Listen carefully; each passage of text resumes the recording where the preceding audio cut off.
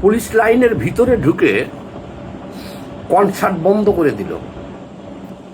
এরা কারা? সরকার নাকি জঙ্গি খুঁজে পায় না, তাহলে এরা কারা? এরা কি জঙ্গি না? ঘটনাটা কি? এটা নিয়ে আজকে বিস্তারিত আলোচনা করব আপনাদের সাথে।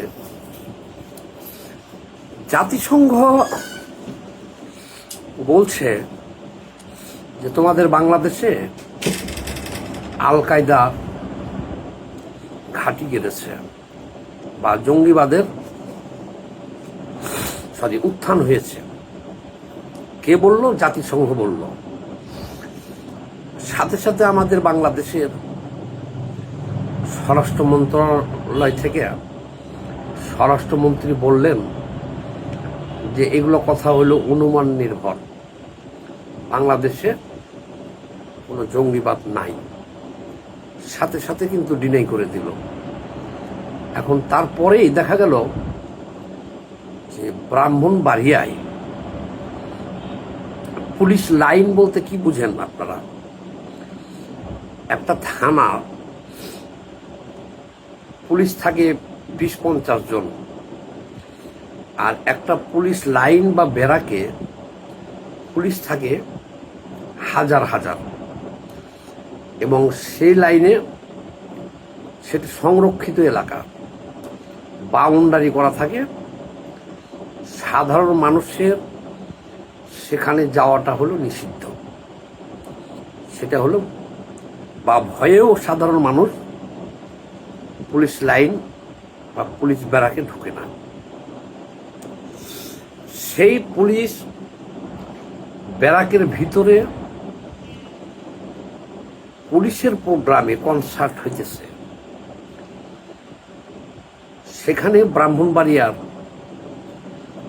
তৌহিদি জনতা নামক একটা গোষ্ঠী যে পুলিশের কনসার্ট বন্ধ করে দিয়েছে, এবং সেখানে 15 জন আহত হয়েছে, মারামারি হয়েছে। তারা সেখানে ঘোষণা দিয়েছে ভবিষ্যতে যেন আর কোনোদিন কনসার্ট না হয়। তা আমি জানতে চাই, সরকার যে সাথে সাথে ঘোষণা দিল যে বাংলাদেশে জঙ্গি নাই, তাহলে এরা কারা? আরো প্রশ্ন আসে যে সারা বাংলাদেশে এখন বাউলরা যদি একটা গানের অনুষ্ঠান করতেছে, সেখানেও কিন্তু হামলা হচ্ছে। সারা বাংলাদেশে গান বাজনা বন্ধ হয়ে গেছে, নাটক, সিনেমা, যাত্রা, গান, মঞ্চনাটক সব বন্ধ হয়ে গেছে। তাহলে এগুলো কিসের লক্ষণ? সরকারের তো উচিত ছিল যে জাতিসংঘ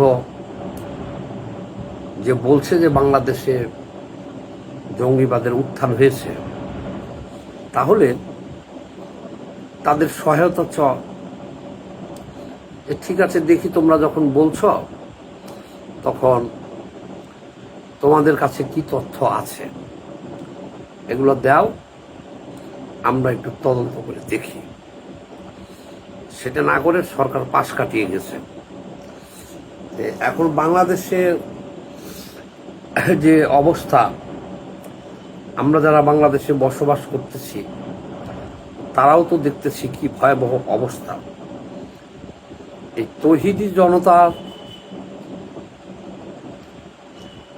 যে নাম ধারণ করে রয়েছে, এরাই তো জঙ্গি, এরাই তো আল কায়দা। দেশে কি সরকার নাই? তাহলে বাংলাদেশের কোনো আইনে তো গান বাজনা নিষিদ্ধ না। তাহলে কোথাও বাউল গানই হোক আর যে কোনো গানই হোক আর কনসার্ট হোক, এটা করতে গেলে তৌহিদি জনতার নামে এরা আইসা হামলা করতেছে, বন্ধ করে দিতেছে। এতদিন এটা নিয়ে যেমন তেমন কথা হোক, কিন্তু স্বয়ং পুলিশের একটা কনসার্ট, সেখানে তো অশ্লীল কিছুও না, স্বয়ং পুলিশ বেড়াকে লাইনের ভিতরে তাদের অনুষ্ঠানের কনসার্ট বন্ধ করে দেওয়া হলো। তাহলে এরপরেও কি বলবেন যে দেশে জঙ্গি নাই? আর এটা হওয়ার কারণটা কি? 2001 থেকে 2005, 2006 এই সময়টা বিএনপি রাষ্ট্রীয় ক্ষমতায় ছিল। তখন বিভিন্ন মিডিয়ায় কিন্তু আসতে থাকলো যে বাংলাদেশে জঙ্গিবাদের উত্থান হইতেছে, বাংলা ভাই, আব্দুর রহমান, এই নামগুলো আসতে থাকে। তখন সরকার বলল কি যে এগুলো মিডিয়া সৃষ্টি, বাস্তবে কোনো জঙ্গি নাই। কিন্তু তারপরে তো আমরা দেখলাম যে বাংলা ভাই আব্দুর রহমানরা সারা বাংলাদেশে এট এ টাইমে 500 জায়গাতে তারা বোমা বাস্ট করলো, জঙ্গি হামলা হইলো, তারপর তাদের গ্রেপ্তার করা হলো, বিচার হইলো, ফাঁসি হইলো, আরো অনেক কিছু হইলো। আচ্ছা, তারপর আওয়ামী লীগ আমলে দেখলাম যে বিভিন্ন স্থানে জঙ্গিদেরকে গ্রেপ্তার করা হতে থাকলো। আবার একটা পক্ষ বলতে থাকলো যেগুলো শেখ হাসিনা নাটক করতেছে। এখন কথা হলো, সবই তো নাটক ছিল না। কারণ হলি আর্টিজান হামলা যেটা হয়েছে ভয়াবহ, জঙ্গিরা যে হামলাটা করলো গুলশানে, তাতে তো সারা বিশ্ব কাঁপে উঠছে, সারা বিশ্ব কাঁপে উঠলো। তাইলে সবই নাটক ছিল না? আর ভাই, এই জঙ্গিবাদ নিয়ে আলোচনা করতেছি কি কারণে? দেখেন, এই জঙ্গিবাদ এমন একটা জিনিস,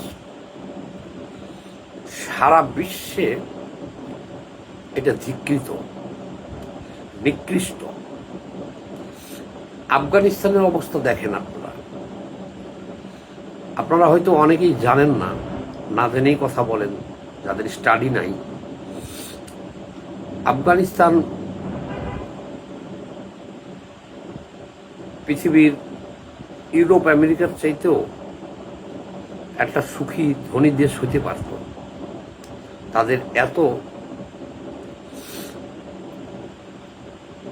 খনি, রত্ন ভাণ্ডার, তাদের সম্পদ, প্রাকৃতিক সম্পদ আছে বা ছিল। শুধুমাত্র জঙ্গিবাদের কারণে আফগানিস্তানে দশকের পর দশক বোমা হামলা চলেছে। সেখানে 50% মানুষ সে দেশের মরেই গেছে, শুধু এই জঙ্গিবাদের কারণে। সুযোগ পেয়েছে আমেরিকা, ভারত, রাশিয়া, বিভিন্ন দেশ বিভিন্নভাবে এই আফগানিস্তানে অভিযান চালিয়েছে, হামলা চালিয়েছে। তাদের পরিণতিটা, যারা জঙ্গি তারা বলবে তারা ভালো আছে, কিন্তু যারা সাধারণ মানুষ, বিশ্বের মানুষ, তারা জানেন যে তারা তাদের ধূলিসাৎ করে দিয়েছে, তাদের স্বপ্ন ধূলিসাৎ করে দিয়েছে। এখনো জঙ্গিবাদের যে মতবাদ তাদের, দেখেন তাদের নারীরা কেউ ঘরের বাইরে আসতে পারে নাই, তাদের নারীদের শিক্ষা বন্ধ আছে, তারা পৃথিবী থেকে বিচ্ছিন্ন। আফগানিস্তানকে এখনো পৃথিবীর কোনো রাষ্ট্র স্বীকৃতি পর্যন্ত দেয় নাই। তারা বলতে পারেন একটা বিচ্ছিন্ন দেশ এই পৃথিবীর থেকে অন্য গ্রহে বসবাস করতেছে। সেই জঙ্গিবাদ পাকিস্তানে বিস্তৃত আমরা দেখেছি। এই যে পাকিস্তানের টিটিপি, পাকিস্তানে অনেক জঙ্গি গোষ্ঠী আছে। তারা কয়েকদিন পর পর দেখেন পাকিস্তানের সামরিক বাহিনীর লোকদেরকেও দেখছেন উড়ে বোমা মেরে উড়িয়ে দেয়, যে 22 জন, 20 জন, 30 জন মসজিদে বোমা হামলা, প্রায় খবর পাই আমরা নৃশংস হত্যাকাণ্ড। যে হামাস, তারপরে মধ্যপ্রাচ্যে আপনারা দেখেছেন আইএস, এই যে আইএস নামক একটা দেশ তারা গঠন করেছিল। তো একটা ব্যাপার হলো কি, পৃথিবীর এই সমস্ত জঙ্গিগুলোরে কিন্তু প্রথমে সৃষ্টি করে আমেরিকাই, তারপরে তাদের স্বার্থ ফুরিয়ে গেলে তারা তাকে হত্যা করে, ধ্বংস করে। Mullah Omar, Osama bin Laden, Ayman Zawahiri, এই যে হামাস, আইএস, এগুলো কিন্তু এই মুসলমান দেশগুলোতে আমেরিকাই সৃষ্টি করে সব। তাদের প্রয়োজন হয়ে গেলে আবার তারাই অভিযান চালায়, হত্যা করে।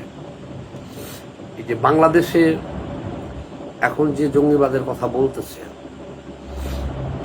কেবল বলা শুরু করেছে জাতিসংঘ। বাংলাদেশে যে জঙ্গিরা আছে এদেরকে কিন্তু আমেরিকার সাহায্য করেছে, $29 মিলিয়ন দিয়েছে। শেখ হাসিনার সরকার উৎখাতের সময় এদের ব্যবহার করেছে। আপনারা দেখেছেন বাংলাদেশের বিভিন্ন মুসলিম দলগুলোর সাথে আমেরিকান দূতাবাস ঘন ঘন বৈঠক করেছে তখন। তো অ্যাকচুয়ালি কিন্তু এটা হলো আমেরিকার পররাষ্ট্রনীতি বা আমেরিকার যে দেশ, তাদের সাথে মুসলিম দলগুলো বা জঙ্গি দলগুলোর সাথে তহরম মহরম বৈঠক, এটা কিন্তু বেমানান। যখন এরকম কিছু ঘটবে তখনই কিন্তু বুঝবেন যে এখানে জঙ্গিবাদের উত্থান হবে। এখন আমেরিকা যে বাংলাদেশে জঙ্গিবাদের উত্থানের কথা বলছে, তারা কিন্তু এই বাংলাদেশের এই জঙ্গিদেরকে আর্থিক সহযোগিতা দিয়েছে, তারাই লালন পালন করেছে। কাজেই তাদের কাছে কিন্তু লিস্ট আছে যে বাংলাদেশে কারা জঙ্গি। যাই হোক, যেটা বলতে চাই, ভারতে জঙ্গি হামলা দিল্লিতে আপনারা দেখেছেন।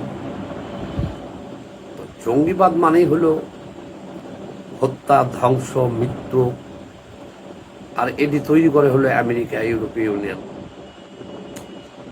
কাজেই আমরা যে জঙ্গিবাদের বিরুদ্ধে কথা বলি, এই জঙ্গিবাদ হলো একটা ঘৃণিত মতবাদ সারা বিশ্বের। সেই মতবাদের মধ্যে আমরা যাবো কেন? কাজেই আমি সরকারকে বলবো, দেখেন একটা গণতান্ত্রিক দেশ, এখানে নাচ থাকবে, গান থাকবে, নাটক থাকবে, সিনেমা থাকবে, ওয়াজ মাহফিল থাকবে, নামাজ থাকবে, মসজিদ থাকবে, হিন্দু থাকবে, বৌদ্ধ থাকবে, খ্রিস্টান থাকবে, সব থাকবে। তা না করিয়া ধর্মের দোহাই দিয়ে সকল গান বাজনা বন্ধ করে দিয়া দেশটাকে তো জঙ্গিবাদের দিকে নেওয়া হইতেছে। কাজেই সরকারকে বলবো, জাতিসংঘ যে বলছে যে বাংলাদেশে জঙ্গিবাদ আছে, উড়িয়ে না দিয়ে আপনারা জাতিসংঘ সাহায্য নিয়ে তদন্ত করেন এবং বাংলাদেশে সুষ্ঠু পরিবেশ ফিরিয়ে আনেন, জঙ্গি নির্মূল করেন। আমরা হত্যা, জঙ্গিবাদ, সন্ত্রাসের বিরুদ্ধে সবাই ভালো থাকবেন। ধন্যবাদ।